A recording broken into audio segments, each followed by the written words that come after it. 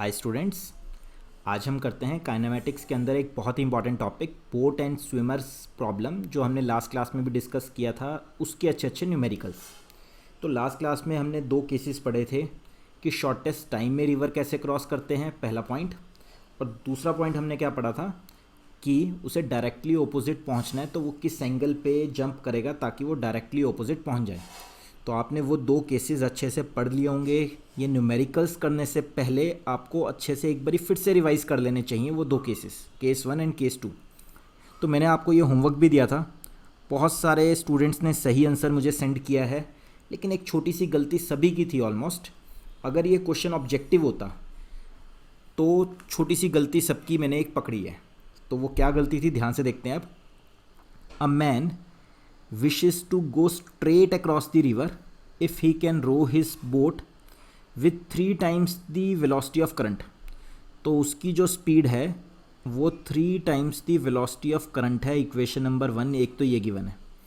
Find at what inclination to the current, ये ध्यान रखना, find at what angle to the current he must keep his boat pointed. तो मतलब उसे directly opposite ही पहुंचना है। तो जो पानी की स्पीड है उससे उसकी जो स्पीड है वो 3 टाइम्स है, तो उसको ए पॉइंट से चल के डायरेक्टली ऑपोजिट बी पॉइंट तक ही पहुंचना है। तो वो कैसे जंप करता था, लाइक दिस। उसकी खुद की स्पीड कितनी है, वी, और उसे डायरेक्टली ऑपोजिट पहुंचना है। तो हमें पता है किसी एंगल थीटा पे, वर्टिकल के साथ किसी एंगल थीटा पे वो जंप किया करता था। ठीक है, फिर हमने और क्या पढ़ा हुआ है इसमें, सच डैट जो उसकी कोशिश है v स्पीड से जो थीटा एंगल पे चलता है उस वेलोसिटी के दो कंपोनेंट बनते हैं। तो एक बनता है vertical component v cos theta and दूसरा बनता है हॉरिजॉन्टल v sin थीटा। तो हमें पता है कि ये v sin थीटा जो उसकी ये वाली कोशिश है पानी से ऑपोजिट, वो पानी के इफेक्ट को कट करती है, नहीं तो पानी उसे बहा के नीचे ले जाएगा। तो हमने ये भी पढ़ा हुआ है कि v sin theta should be equal and opposite to V R velocity of river. Last class में केस 2 हमने पढ़ा था।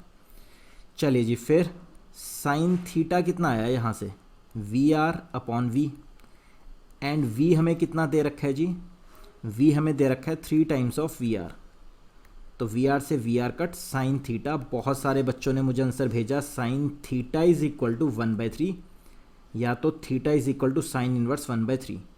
अगर आप क्वेश्चन सब्जेक्टिव कर रहे हो तो ये ठीक है, चल जाएगा। लेकिन अगर आप क्वेश्चन ऑब्जेक्टिव कर रहे हो तो पहली ही ऑप्शन ये मिलेगी आपको, पहली ही ऑप्शन आपको मिल जाएगी sine theta is equal to 1/3। But ये गलत है, जो क्वेश्चन पूछा है उसके अकॉर्डिंग गलत है। ऐसा क्यों, find at what inclination to the current, पानी के साथ किस एंगल पे जा रहा है वो। ये देखो पानी कहाँ जा रहा है, पानी तो हॉरिजॉन्टली जा रहा है। तो बेसिकली मुझे थीटा नहीं निकालना था, मुझे ये पूरा एंगल निकालना था। जो स्विमर की वेलोसिटी है, स्विमर के बीच और पानी के बीच क्या एंगल है, तो स्विमर तो यहाँ जा रहा है वी वेलोसिटी से, पानी इधर जा रही है वी आर वेलोसिटी से। तो पानी और स्विमर में क्या एंगल है, लेट से अल्फा एंगल है। तो बेसिकली मुझे ये अल्फा निकालना था, तो अल्फा निकालना है हमें, ना कि थीटा। आपने गलत नहीं किया, बट थोड़ा सा इनकम्प्लीट है। तो अल्फा क्या होगा, बेसिकली थीटा तो है ही है, थीटा प्लस 90 डिग्री। अब मैंने क्या किया, टेकिंग कॉस बोथ साइड्स, तो मैंने दोनों तरफ कॉस ले लिए, टेकिंग कॉस बोथ साइड्स। तो cos alpha is equal to cos 90 plus theta. आप मैथ्स में पढ़ चुके हो कॉस 90 प्लस थीटा क्या होता है, +1 की मैथ्स में ट्रिग्नो में सबने पढ़ा हुआ है। Cos 90 plus theta, second quadrant में कॉस कैसा होता है, नेगेटिव, तो माइनस 90 पे फेस चेंज होता है, कॉस का बन गया sine and theta as it is. तो कॉस अल्फा कितना आ गया जी, माइनस साइन थीटा। तो माइनस साइन थीटा की वैल्यू कितनी है, 1/3। हमें बेसिकली अल्फा निकालना था कि स्विमर का क्या एंगल है पानी के साथ। तो अल्फा इज इक्वल टू कितना आ गया, या तो आप यहाँ पे भी छोड़ सकते हो आंसर, या फिर कॉस दूसरी साइड गया तो कॉस इन्वर्स हो जाता है, कॉस इन्वर्स माइनस 1/3। तो इन दोनों में से कोई भी एक आंसर आप लिख सकते हो। ये इस क्वेश्चन का फाइनल आंसर है। अगर क्वेश्चन के अकॉर्डिंग क्वेश्चन की वर्डिंग पे जाएं तो हमें बेसिकली अल्फा निकालना था, ना कि थीटा। चलिए जी, अब आप समझ चुके हो। बाई चांस जिसके पास मैथ्स है उसको तो ये समझ आ गया होगा यहाँ से यहाँ कैसे गए, जिसके पास बायो है जिसने मैथ्स नहीं पढ़ रखी +1 की, वो मुझे ज़रूर ये क्लास लगाने के बाद एक बारी मैसेज डाल देना कि हमें ये समझ नहीं आया, तो मैं उसको 1 या 2 क्लासेस ट्रिग्नोमेट्री की सेंड करूँगा और वो आप रिकॉर्डिंग अपने आप आराम से लगा सकते हो। ये बेसिक नॉलेज है, ये होनी ज़रूरी है कि cos 90 + theta minus sine theta कैसे आया। अलाइड एंगल्स होते हैं मैथ्स में +1 के ट्रिग्नो में। जिसको नहीं समझ आया वो मुझे बता सकता है, मैं उसको लिंक सेंड कर दूंगा, वो ये वीडियो देख लेना अच्छे से। चलिए जी नेक्स्ट। अब हर क्वेश्चन पे 10-10 मिनट्स आपको लगाने हैं और ये क्वेश्चंस खुद से ट्राई करने हैं। क्वेश्चन नंबर 2 वीडियो पॉज करके ध्यान से सोचो केस 1 है या केस 2 है या दोनों ही लगेंगे, और ये खुद से ट्राई करने हैं आपको बाकी सारे क्वेश्चंस।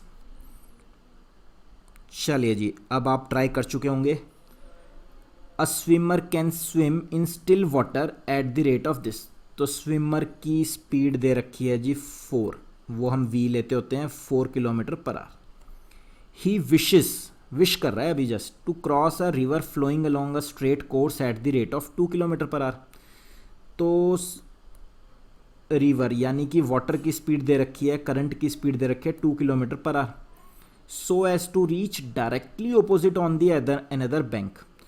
तो वो चाहता है, विश कर रहा है, अभी जंप नहीं करी उसने, सिर्फ चाह रहा है कि सामने पहुंच जाए, ठीक सामने। तो वो किसी एंगल पे जंप करता था, तो वो किसी थीटा एंगल पे जंप करता था सच डैट उसकी वेलोसिटी के 2 कंपोनेंट बनते थे। एक सीधा सीधा उसको जाने में हेल्प करता था v cos थीटा, और दूसरा पानी की वेलोसिटी को कट करता था अगर पानी v r वेलोसिटी से जा रही है। ये हमने फंडा पढ़ा था। In which direction should he attempt to swim. First part ये है कि किस डायरेक्शन में उसे जंप करनी चाहिए अगर उसको ठीक सामने पहुंचना है, ऐसा उसने विश किया, अभी गया नहीं है। ठीक है जी, तो हम क्या करते थे, पानी के इक्वल एंड ऑपोजिट आता था एक कंपोनेंट, उसका v sin theta should be equal and opposite to V R. तो यहाँ से हम sin थीटा निकाल लेते थे easily, V R upon V. तो वी आर क्या है, स्पीड ऑफ रिवर, वो कितनी है 2, v क्या था स्पीड ऑफ स्विमर, वो कितनी है 4। तो sin थीटा आ गया जी हाफ कब होता है थीटा, sin की वैल्यू हाफ कब होती है 30 डिग्री।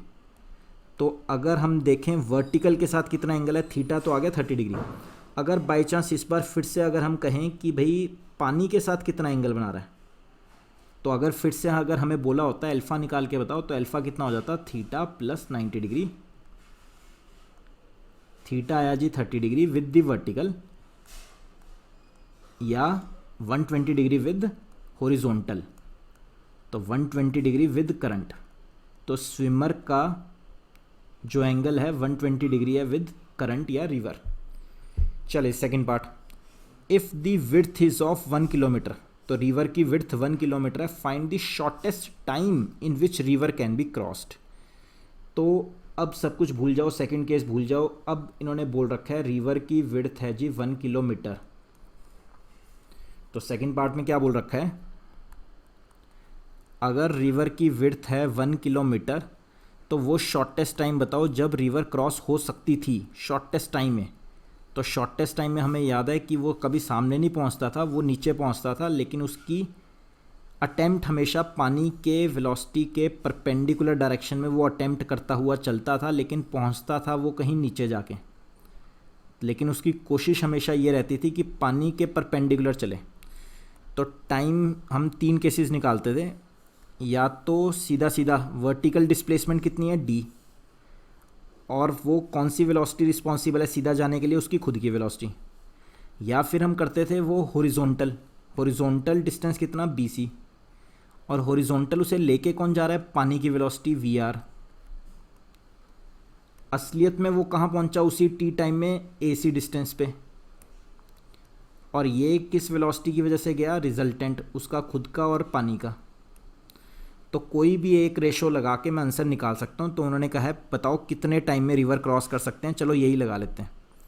तो रिवर की विड्थ दे रखी है 1 किलोमीटर, उसकी खुद की स्पीड v दे रखी है हमें, एक बार फिर से चेक कर लो, 4 km/h, 4 km/h। तो ऊपर r आ गया, चले जी, तो ऊपर r आ गया। अब जो कट रहा है काट दो। तो ये आया जी हमारे पास 1/4 आवर, 1 घंटे का चौथा हिस्सा। या फिर आप ऐसे भी कह सकते हो 1/4 आर को मिनट्स में कन्वर्ट कर लेते हैं तो इतने मैनी मिनट्स यानी कि 15 मिनट। तो 15 मिनट्स ये फाइनल आंसर आया बी पार्ट का। तो दोनों ही पार्ट डाल दिए थे, फर्स्ट पार्ट में केस 2 डाला हुआ था, सेकंड पार्ट में केस 1 डाला हुआ था। चलिए जी नेक्स्ट क्वेश्चन करते हैं, ग्रेडेड मेरी तरफ से इम्पॉर्टेंट, बहुत इजी एक ऑब्जेक्टिव क्वेश्चन है, मैंने ऑप्शन हटा ली और इसको सब्जेक्टिव बना दिया। चलिए जी आप ट्राई करो, 5 मिनट्स लगाने ज़रूर हो जाएगा, अगर सब कुछ समझ आ रखा है तो ज़रूर होना ही चाहिए ये क्वेश्चन।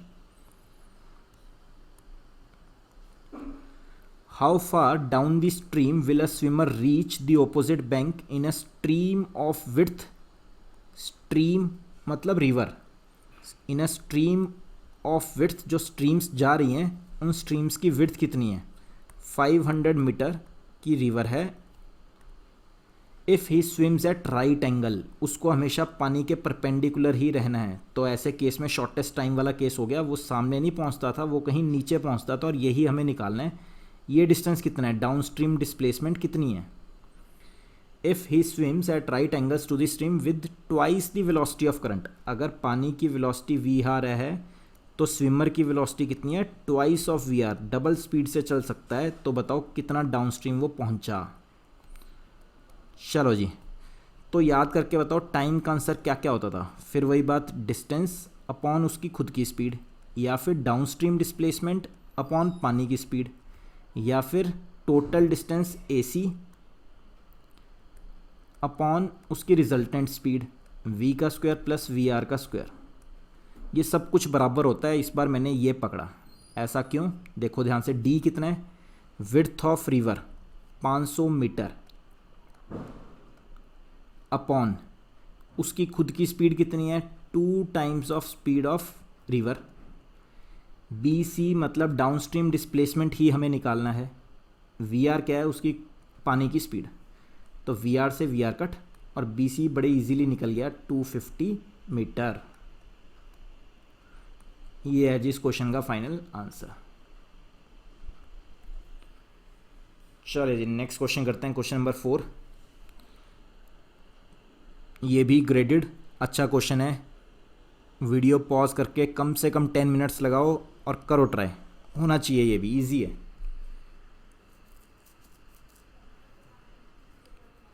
चलिए जी मैं कराता हूँ अब। A man can swim directly across a stream of width S metre in T minutes when there is no current. No current का क्या मतलब है, पानी तो है बट पानी चल नहीं रहा, बह नहीं रहा, बस रुका हुआ है, स्टिल वाटर है।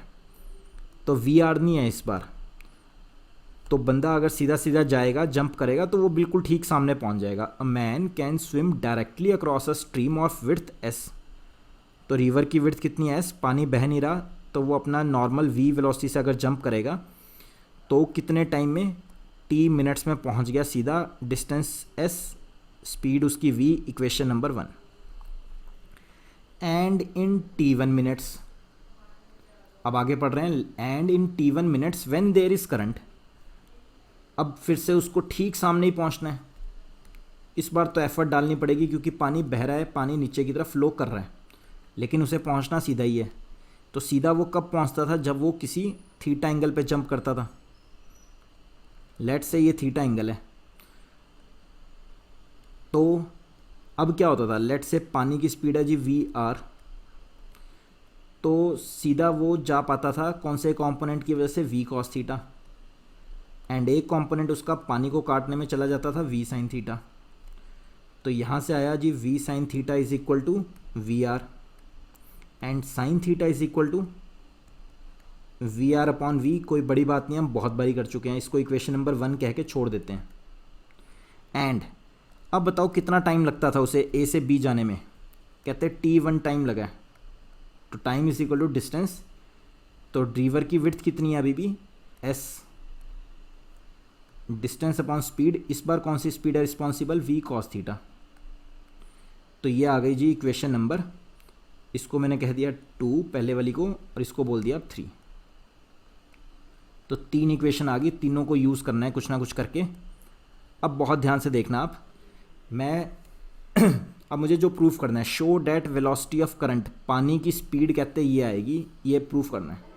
तो मैं RHS लेके ही चलता हूँ। मुझे बेसिकली प्रूफ क्या करना है, to proof velocity of river या velocity of current is equal to S under root 1/t का स्क्वायर माइनस 1/t1 का स्क्वायर। ये प्रूफ करना है। तो मैं इसमें अब RHS लेके चलता हूँ और LHS तक पहुँच जाएंगे। तो RHS